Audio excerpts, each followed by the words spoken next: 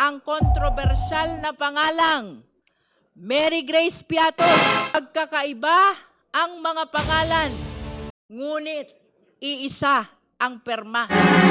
But were purportedly disposed of within a mere 24 hours. The Vice President liable to return all these amounts. 73 million pesos. Muli nating hanapin kung nasaan ang sunog. During our last hearing, we formally recognized the complainants, Father Sabalia and his group, and of course, Attorney Cabrera. All of them were present, ready to face this committee and stand by their complaints. But there was one thing we could not ignore. Something that was right in front of us. The empty chair of the Vice President. Wala po siya nitong nakaraan. Habang nandito ang mga nagrereklamo, ang tanging humarap sa atin ay isang bakanteng upuan.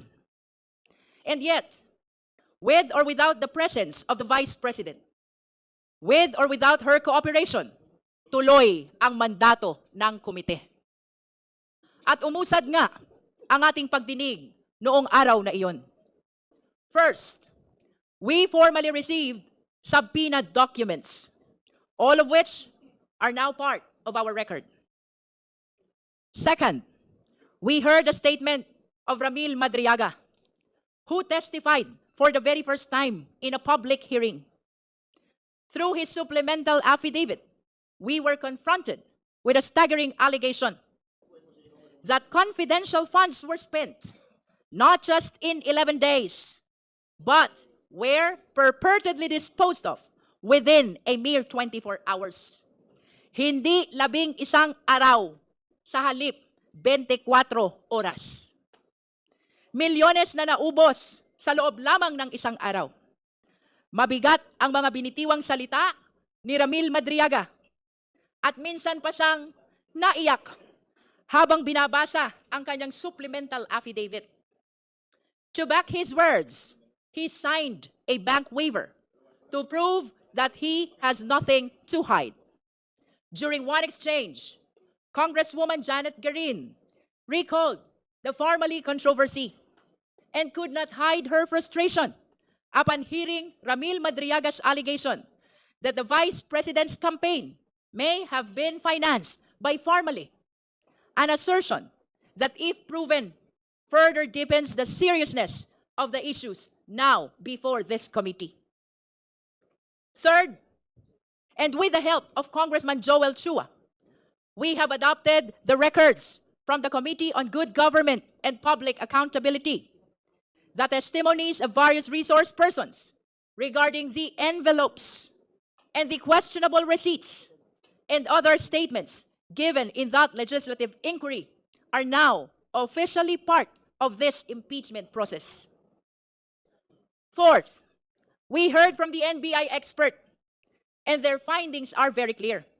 Kinumpirma nila na base sa kanilang pagsusuri, several question signatures were actually signed by one and the same person. This proves that there was a pattern, and it raises even more questions about who was really behind these documents. Magkakaiba ang mga pangalan, ngunit iisa ang perma. I will repeat, magkakaiba ang mga pangalan, ngunit iisa ang perma. Fifth, we heard from a representative of the PSA who confirmed that several personalities appearing in the records have no corresponding entries in official civil registries. Kabilang dito ang kontrobersyal na pangalang Mary Grace Piatos na batay sa kanilang verifikasyon ay walang umiiral na PSA record. Si Mary Grace Piatos ay wala sa data ng PSA. Sixth, we heard from Attorney Gloria Camora of the COA, who confirmed that the Commission proper has resolved the Vice President's appeal on the notice of disallowance, effectively affirming that this allowance covering more than 73 million pesos. She further disclosed that the COA has issued 3 additional notices of disallowance, indicating continued deficiencies in compliance. These developments lend significant weight to the financial irregularities under examination. As noted by Congressman Chel Jokno and Congressman Antonio Tino, this effectively render the Vice President liable to return all these amounts. 73 million pesos plus 375 million pesos to the National Treasury. Ang Vice Presidente ay may pananagutan na ibalik ang 73 million plus 375 million, total of 448 million sa ating National Treasury. And when we heard all these resource persons, the committee will note that while I disallowed certain probing questions to ensure fairness, I nonetheless permitted all inquiries that sought to clarify the truth. On that note, the records will reflect that the arguments regarding the difference between credibility and character, as well as the confusion between page numbers and dates, were stricken from the record. We have done this to maintain the integrity and order of these proceedings, kung saan tayo itinuturo ng ebidensya. As we see it now, the chair right before us, it remains empty. At tila, sanay na po tayo sa tanawing iyan. Ngunit kahit bakante ang upuang iyan, even if that chair remains empty, this room is full of the people's questions. Napakaraming tanong. Mga tanong na sa kabila ng pag-iwas, hindi mawawala. Sa kabila ng pananahimik, hindi maglalaho. Mga tanong na kailanman ay hindi kayang takasan ng bakanteng upuan. Not today. Not anymore. Let the evidence speak. Po ng Bank Secrecy Law, may exception po siya para sa impeachment. Pero tanungin natin, bakit ba? And I think the reason is very clear as well. We cannot use the Bank Secrecy Law as a shield to allow public officials to hide behind. Klarong-klaro po, ang pinag-uusapan natin sa isang impeachment case ay pananagutan at kailangan maging transparent ang lahat ng mga public officials. Public office is a public trust. That's why it's very clear to me that this is not one of those cases where we cannot inquire into those deposits. Thank you, Madam Chair. May tanong din po ako. I will just paraphrase it into a manifestation since I'm not allowed to raise questions.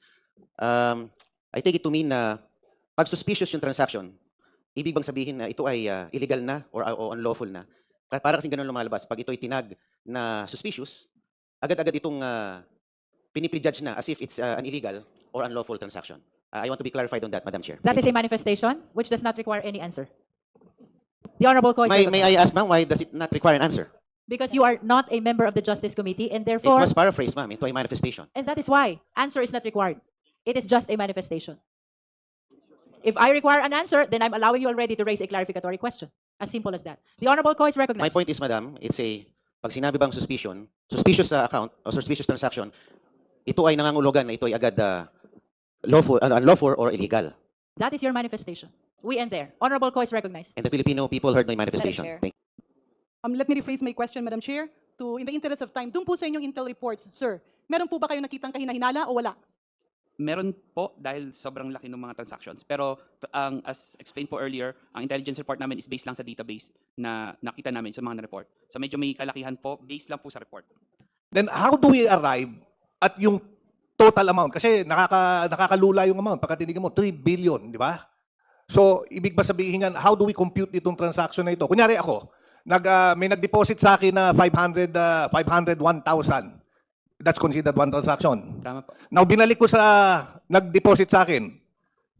That's another transaction. Tama po. Outflow naman. So, outflow naman yon. So, magto-total ngayon yon na 1 million. Kasi may pumasok sa akin 500, may lumabas na 500. Tama ba? Mali? Tama po.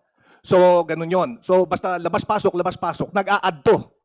So, it doesn't mean na pagka sinabi natin may 3.9 billion, does it mean na merong 3.9 billion sa loob ng account? Hindi ko po, kung based lang po sa records, hindi ko pa po masabi. So sa madaling salita, yung kanya pong cash na dineclare was only from 2007 up to 2018. Tama po ba? Based on our received copies of the SALN, Your Honor, yun po yung lumalabas na years na meron po siyang declared cash on hand and bank deposits. At noong 2019 at 2024, kahit na 5 po, wala po siyang dineklara na cash at saka cash on hand. Tama po ba? Based on the submitted SALN, Your Honor, wala pong nakalagay na cash on hand or bank deposits. Kahit 5 po? Wala pong nakalagay, Your Honor.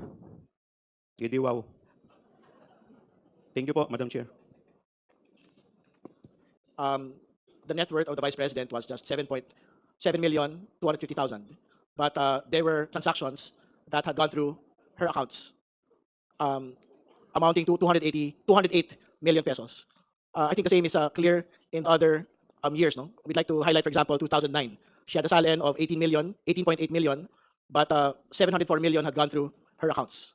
We'd like to state for the record as well, 2010, net worth of 16.2 million, but the transactions going into her accounts was 648 million. For 2011, 14.2 million, the transactions going into her accounts were 597 million.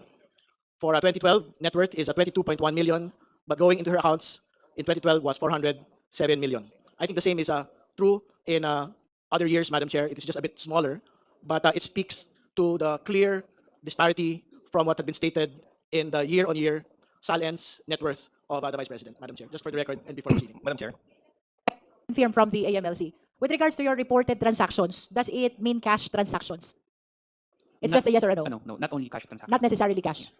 Because this is just about VP Sara. There are two personalities in the report, including Attorney Carpio. Please proceed with inflow transactions. Number 6. Inflow transactions, a review of the identified inflow transactions shows a total inflows of approximately 1.51 billion with identified inflow activity identified only during the period 2006 to 2022.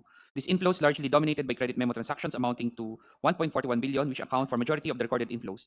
Other notable sources of inflows include check deposits totaling 48.33 million, deposit transactions amounting to 45.73 million, and cash deposits of 4.95 million. While fund transfers, 6 million, inward remittances, 0.99 million, and salaries pension credits, 1.05 million represent relatively minor portions of the total inflow.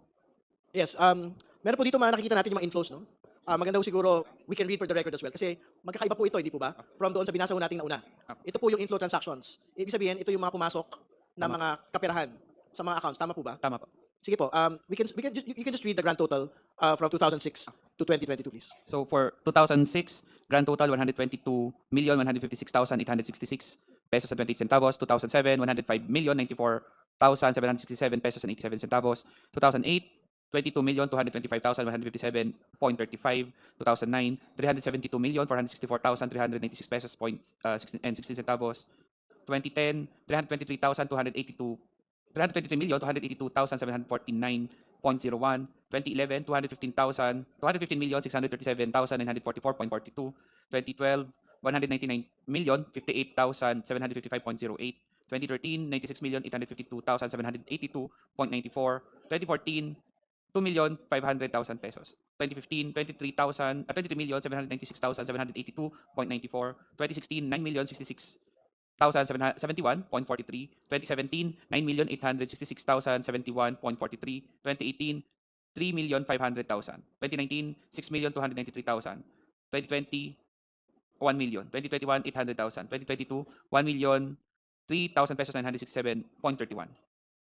Grand total 1,514,599 1,514,599,312 pesos and 22 centavos. Siguro po para malinaw, Executive Director Benaventura, ibig sabihin ho ba from 2006 to 2022, ito po yung pumasok na kaperahan sa account ni Vice President Sara, 1.5 billion over the course of these years. Tama po ba? Tama po. For 2019, 6,293,000. For 2020, 1 million. For 2021, 800,000. For 2022, 1,003,967 pesos and 31 centavos. Pakituloy na po hanggang 2023 and 2024. Flash the 2023 and 2024? Wala na po. Wala na po. Sorry Sige sa po. table. Dito lamang po sa Madam Chair, very quick observation. From 2019 to 2022, meron pong mga cash deposit na na-flag sa account ni VP Sara Duterte. At ito rin po yung panahon na batay sa kanyang SALN ay walang nakalagay na entry sa cash on hand tsaka cash in bank. I just want to put that on record, Madam Chair. We know the manifestation of the Honorable Sendanya. Read number 12, please. An analysis of investment-related transactions from 2010 to 2025 shows total investment inflows of approximately 327.89 million, significantly exceeding investment outflows of 111.15 million. Investment inflows were particularly substantial in the earlier years, with 106.64 million recorded in 2010 and 106.68 million in 2011, followed by smaller inflows in 2012, 2.43 million, and 2013, 2.89 million. A renewed period of investment activity emerged from 2018 to 2022, during which both inflows and outflows were recorded annually at nearly equivalent amounts, ranging from 18.15 million to 24.12 million. Notably, 2023 onwards recorded no investment movements, indicating a cessation of investment activity in the most year. Sige po, pasukin na po natin yung total na lang nito pong investment-related activities. Ano yung inflow nito? Can you read it for the record, please? Yung grand total, Madam Chair. Yes po. Perhaps we need to flash again the table in the cover letter if Honorable Ridon is asking for the total. This po muna. Yung For this investment- item, okay. Yung inflow po ng investment-related activities. For grand total of inflow, 327,888,459 pesos and 67 centavos. Sige po, before proceeding to the accounts of transactions of Attorney Carpio, All right. very relevant po, Madam Chair, na banggitin po natin, no? Is this for whose This is just transaction for, is this? Vice President Sara. This is for the respondent vice president. Yes, Madam. Tama po. And now you're proceeding to the transaction of the husband. Madam Chair. Yeah, but we just wanted to summarize po for Please proceed. Vice President Sara. So to be clear, ED, ito pong total transaction amounts, no? Grand total ay 3.920 million. Tama po ba? Total transactions. Vice President Sara Duterte. Based on record, 3,920,555,311.88 based on record po. Tama po. Ang susunod po yung inflows, can you state it again for the record? Po ba yung 1,514 million? Based on record, it's 1,514,599,312 pesos and 22 centavos. At ito pong investment-related activities, ang total inflow po nito ay 327 million. Can you read it again, the entirety? Based on records po, it's 327,888,456 pesos and 67 centavos. At salamat po. Pinapabanggit po natin ito for the record, Madam Chair, dahil kailangan po natin ibangga ito pong amounts na ito doon po sa 88 million net worth ng ating pong pangalawang Pangulo to date. No? Ibabangga din po natin ito doon sa year-on-year na net worth ng ating pong pangalawang Pangulo mula po noong 2007. At makikita po natin dito na kahit mag-usap po tayo sa total transactions, mag-usap po tayo sa total inflows, kahit mag-usap po tayo doon sa total investment activities ng ating pong pangalawang Pangulo on her transactions, hindi ho magbabangga doon po sa kabuuan ng kanya pong net worth at 88 million at doon po sa mas maliit pa nga na mga net worth in a previous reporting. So we can proceed, Madam Chair, to the transactions of Attorney Carpio. Baka naman kasi meron silang joint accounts, no? So hindi ba ito nakakommingle doon po sa mga nauna na po ninyong mga binanggit na reports, no, on the Vice President? Meron pong ilan na joint pero maliit, konting-konti lang po. Okay, so ibig sabihin, malaking bahagi nito pong 3.1 billion total transactions, 201 million inflow transactions ay mga accounts po mismo ni Attorney Carpio. Tama po ba? Maaari po, yes. All Based right. on records lang po. And for the record, Madam Chair, binabanggit nga ho ng ating pong AMLC na magkahiwalay pa ho ito. At pagka pinagsama-sama po natin, particularly po yung inflow transactions na lang po nung pong ating pangalawang Pangulo at ng ating pong at ng kanya pong may bahay, malayo pa rin ho doon sa 2024 net worth ng ating pong pangalawang Pangulo at malayong malayo doon po sa pinagsimulan po niyang net worth for 2027. Yun lamang po. Maraming salamat, Madam Chair.